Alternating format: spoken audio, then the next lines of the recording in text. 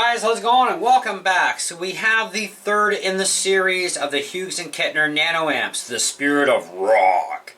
So we've done the Spirit of Vintage, which is one that I bought, and I'm really liking it. I did the Spirit of Metal, which, for me, no. But, you know, it's a pretty good amp. It is nice. This one here, I've played a little bit around with it, but I'm not giving you the opinion yet, of course. So we're gonna check it out with you guys, see what you guys think. It is going through the same cab, which is my Trainer 12-inch, so 1x12. And again, recording this on my Sony camcorder. Now, of course, the sound is going to be what you hear is pretty much about what I hear, within limitations, of course. YouTube processes audio, of course, as we know, and, you know, shrinks our files even smaller. So, you know, we've got a pretty good representation, though, regardless. So anyways, let's take a look and see what we think. So we're going to start things off with the gain. Let's put that right about 9. Now, this amp runs from 4 ohms to 16 ohms. So at 4 ohms, you get 48 watts. At 8 ohms, you get 25, and at 16, you get about 13 watts, okay? Now, my cab is designed and will handle 100 watts of power, so we're not going to be overdriving this speaker by any means. Anyways, and being that my cab is also 4 ohm, it also means we get a lot more power sooner, which could make this not so ideal for bedroom with a 4 ohm cab. So an 8 ohm would probably be better, so you have a lot more room to move controls and still get those cooler tones, but at lower levels. Where this thing, it's going to be much higher output sooner, so not quite as controllable when you use a 4 ohm speaker on an amp that's designed to run 4 to 16. Anyways, let's get on with this. So the guitar I'm using is actually my my Epiphone Les Paul standard gold top. So here's our bridge.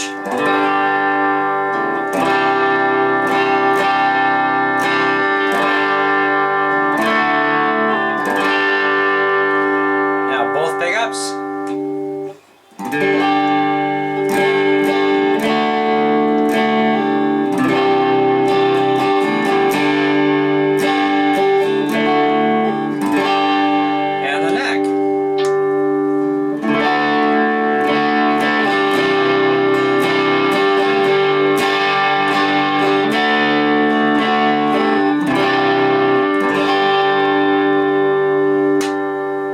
As far as the tone control goes, let's play around with that. More on the high strings though.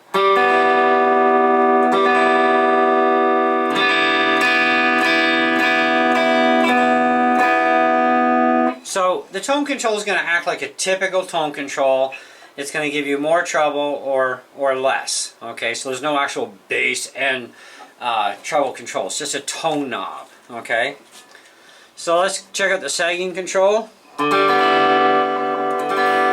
of course, this is going to reduce power.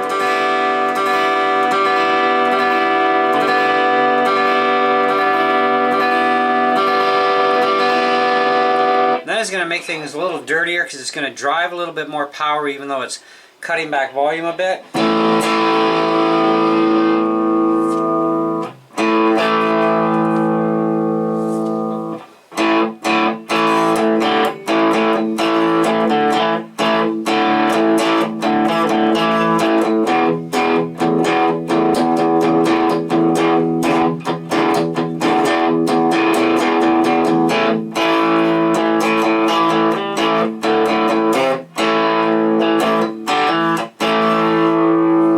Let's just bring the volume up.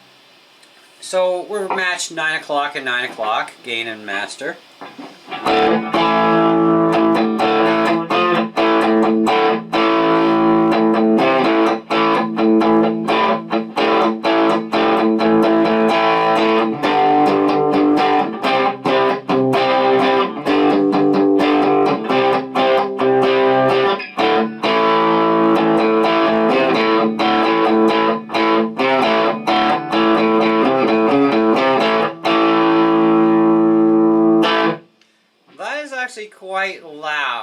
I wish I had the dB meter in here, because man, that is kind of nasty. For you guys it's not so loud, but for me in here, that's pretty loud, and we're barely even getting started here.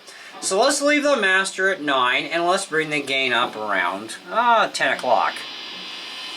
Well, let's go 11. 9 to 11.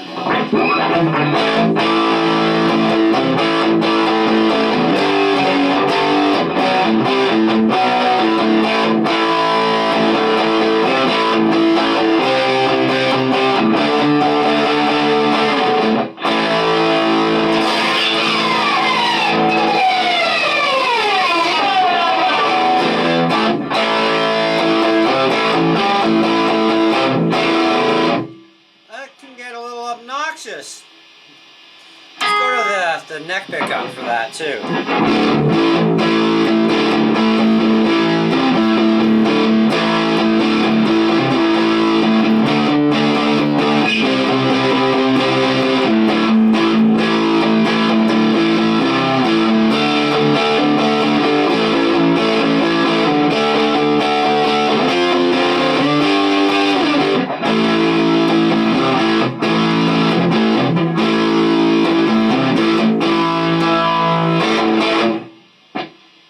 That's getting pretty raunchy. Let's bring it up to... Now this is where we're going to have a little problem with feedback.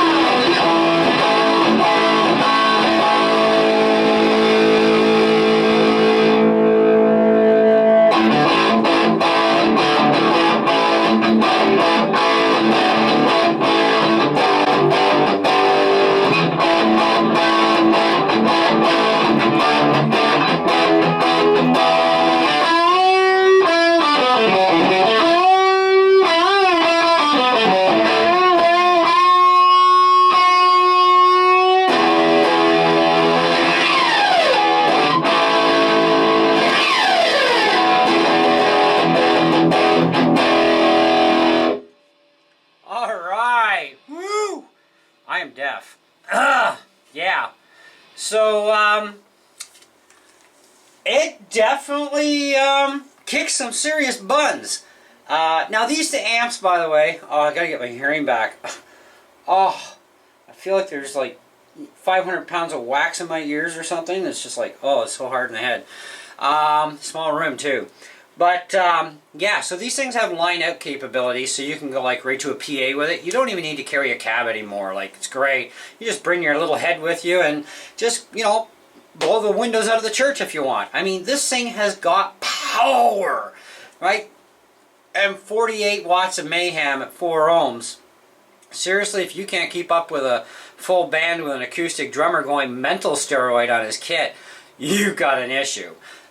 This thing can definitely produce. And at 25 watts, I'm sure it's going to produce just equally as well. Okay, maybe not the same decibel level, but it's definitely still going to make you go deaf at 25 watts. Now, I am looking at getting into one of the orange cabs. I'm actually going to call them today and see if they can bring one in for me. Because one of the things I've been wanting to do is more downsizing, more rearranging. And I have the vintage, Spirit of Vintage head, and it's nice. It's got the nice cleans to it. It's got the nice little bit of overdrive to it, not too major. And of course the metal amp was a little bit too much grit and a little bit too high a volume, even for this room. Okay, and I do have, you know, the landlords that live upstairs to consider as well when I want to play through a speaker. But for recording purposes, I don't even need a cab. I can just go line out, which is perfect. And how many amps out there really do have that line out feature, right? So the Hughes and Kettner stuff, now these are solid state amps. They emulate tube amps. They do a great job at it too. And they do have that kind of like, you know, glowing tube-ish look here, which is kind of really neat. And then of course you got your blue LEDs that, you know, push down on everything, light everything up nice and cute. So it's really nice. And they're very small in size. You know, I mean, these things are like, what, 6, 8 inches tops in width. They're not very big, you know, and only a couple of inches tall, but they pack a wallop, you know. You have to find, of course, sweet spots for all your tonal ranges, especially with that sagging control. You know, that allows you a lot of ability to manipulate your tone and really tailor things the way you want it to go. Now, I'm really liking this Spirit of Rock because another thing I wanted to do was to not have so many amps. I mean, you guys know I've had a lot of gear. I don't have my Katana 100 anymore. I don't have my Katana Mini, although I'm considering getting another one just because it's a little miniature thing. I want something for battery power. I do have the Katana Air, and what I'm thinking about maybe doing is actually trading in my Air towards this one, because these are $300. You know, the Air cost me like $550 or something like that. But these are $300 Canadian, but they're worth the money. And what I'm also trying to do is, I don't need 70 Boss pedals in an amp. I've got lots of built-in effects through Logic Pro X and Logic Pro on my Mac, so that's not an issue. The other issue I did run into, though, is I do have frequency hopping capability on my Boss wireless, which I'm using right now. So if I have a Bluetooth issue with another device, I can bypass it. The Air does not seem to want to do frequency hopping, and so that becomes a problem. But it's also a problem I found with using just a cable input and still even that charger in there. My Mac is actually interfering with my Katana Air on the Bluetooth, and it actually garbles my tone because it's kicking the frequency on and off. And we're getting the odd flash here right now. It's pretty stable otherwise, but I can just take these out and just repair them together. So let me zoom out a bit so you can see what's going on. So I can repair these things, and it'll find the next available solid frequency from the last one. Now, the last one was pretty stable, other than right at the end part, something is definitely interfering. And we have 2 Mac Minis in the house too. My wife has one, I have one. And so they're both, of course, M1 systems. So now if we plug in, we should have a pretty stable signal. And we can tell the blue is the signal. That tells us how solid things are.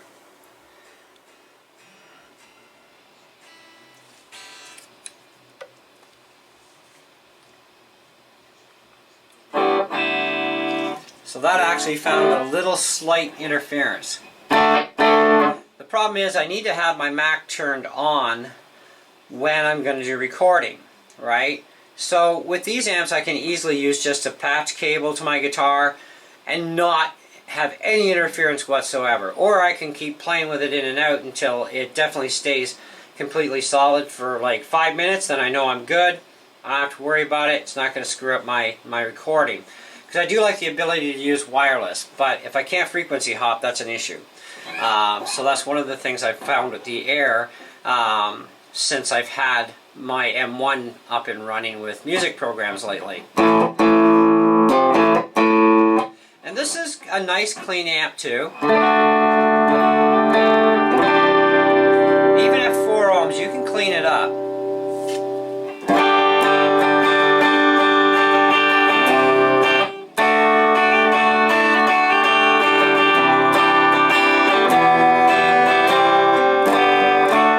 Now that's still kind of loud, even for, you know, a room this size. I mean, it's not too loud. I can sit back and.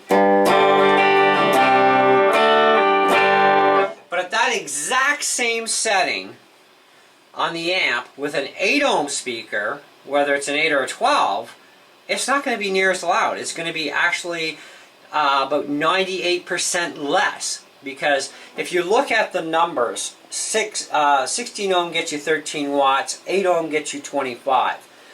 4 ohms gets you 48. So 48 to 50 is 2. So that's why I say 98%, right? So that's about basically 48% more power we get at 4 ohms and 48% less in that sense, right, of being at 8 ohms. If you wanted to work the number percentage in that direction that way. So at the same exact levels, that would be about 48% less volume output, but depending on the size of the cab too, and whether you're talking 8s, 10s, 12s, or whatever, and 2, 4, 6 speakers, whatever you got, right? I mean, the bigger the cab, the more volume area it can push, the more sound it can push, bigger speaker, right? So I'm thinking an 8 ohm orange cab that has the 8-inch speakers in it. Well, speaker actually, and they're not that much. They're only about 140 bucks, somewhere around there for the 8-inch 8-ohm cab. So 135, sorry. The Micro Terror 1x8 cabinet. That's all I need, and it should more than handle the wattage as far as I know. Because I need a cab that can handle at least 25 watts, and that's the big thing I'm after here is the wattage capability. So if it can handle it, then we can do it, right? So let's take a quick look. So 20 watts RMS output at 8 ohms. So as long as I'm not cranking the amp full blast, which I wouldn't be anyways, this little speaker will more than handle it. But otherwise, you know, you should be looking more closer to, if you want to crank the snot out of it, get yourself a cab that is at least 25 watts on the speaker or higher, and then you can really drive it home. Like we're using a 100-watt speaker, 12-inch, in a cab, and it's a big enough cab that, yeah, it's going to produce some output, you know what I mean? Like it does. Anyways, so I am thinking about doing that. I'm going to give this another probably day or two anyways, just to make certain this is exactly what I want. I don't buy anything anymore just to buy it. I'll rent stuff. Obviously, I rented this, and it was cheap. It only cost me like $8 for the week, so that was pretty inexpensive to rent it. But it gives me a good idea of, you know, is it worth investing $300? Well, it's an $8 gamble, but it's worth the gamble for $8. $8 is nothing. That's like a coffee and a couple of donuts. You know what I mean? Or in today's gas prices, half a gallon of gas. But yeah, it's getting bad out there.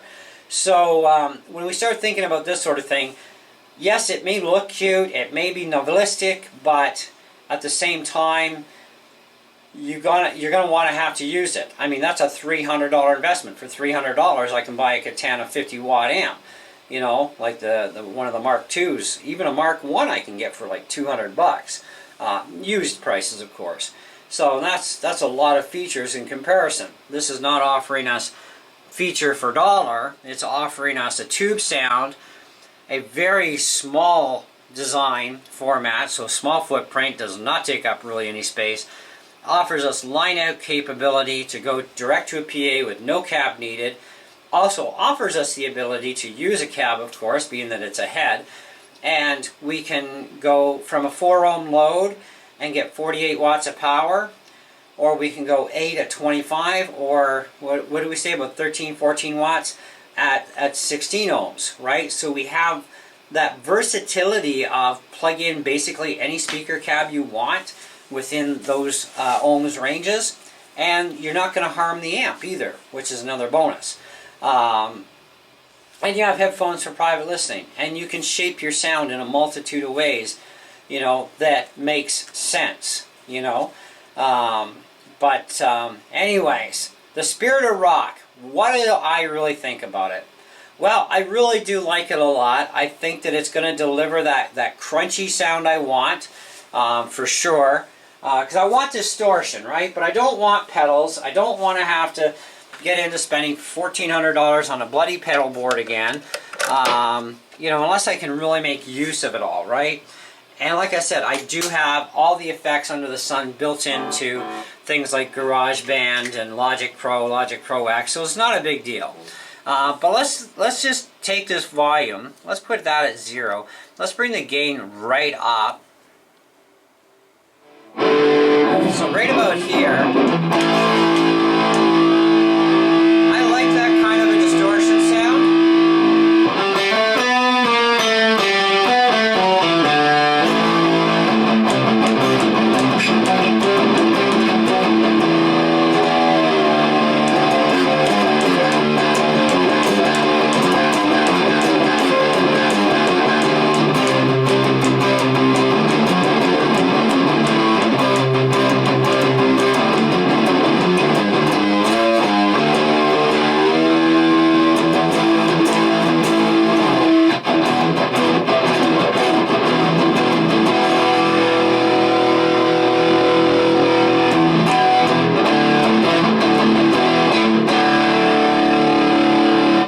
So I like that, that's nice. And I don't even have to turn it up all that loud. So even right here, I can play that at 3 in the morning and not bug anybody.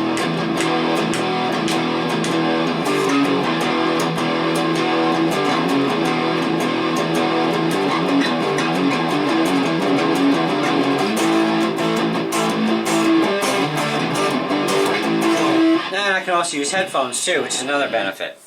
But I think as far as having this with the Spirit of Vintage and the Spirit of Rock combined, I'm going to get all my clean and all my overdriven and slightly overdriven, and then I'm going to get, you know, my mildness of just a borderline of very small crunch right up into some nice mega distortion. So now going through the line out, of course, I can do whatever I want, go through my reference monitors and control volume that way, and get every tone imaginable that I desire, and not even have to have a cab. But why would I want a cab? Because I don't always want to have to turn on my bloody computer just to play on an amp, right?